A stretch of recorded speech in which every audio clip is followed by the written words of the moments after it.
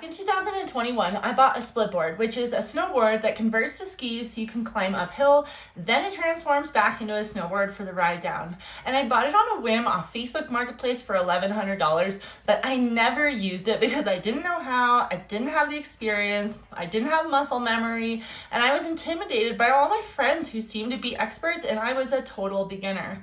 I leaned on the fact that I have a world-class ski resort just 10 minutes from my house in Breckenridge, Colorado, where I had all the convenience and comfort of chairlifts to do the hard work for me. And for 3 years of having this board and never using it, it was easy to make excuses of why I couldn't go splitboarding when I was invited. And the truth was, I was just lazy and scared. Scared to push myself, scared to suck at something new, scared I'd hold my friends back, and just generally scared to get out of my comfort zone. But it's 2024 now, and fear doesn't drive anymore. I drive. So I decided to do the scary thing, even though I knew it would be hard and uncomfortable and awkward and exhausting. And it was. But here's what I learned from my first day splitboarding and why it's such a perfect metaphor for starting an online business in 2024.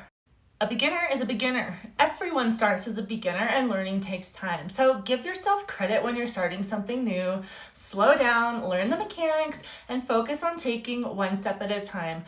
Just make sure you don't compare your day 1 to someone else's day 100. Just put your blinders on and focus on your own path. There will be times where your feet cramp and your toes go numb and your calves ache like crazy. These moments of discomfort make it easy to want to give up and to turn around and just go home. Instead, rest and reset and take your boots off for a minute if you need to, then get back up, strap back in, and take the next step forward. The weather will change. You have to be prepared to adapt to the conditions by focusing on what you can control. For snowboarding, that means layers. I switched out my snapback and sunglasses for beanies and goggles when I got above tree line and a snowstorm rolled in. You're capable of a lot more than you realize, you just have to try. I wanted to give up a quarter of the way through the hike when my feet started hurting, but I didn't. I rested, I reset, and when I finally got to the top after 5 long, hard, uncomfortable miles, and I saw that epic sunset starting from across the valley over the snow-capped 14ers, I was so proud I didn't give up and quit when things got hard. I hadn't even snowboarded down yet to take the turns that I'd earned, but I knew that when I went to bed, I'd sleep like a baby knowing I chose courage over fear.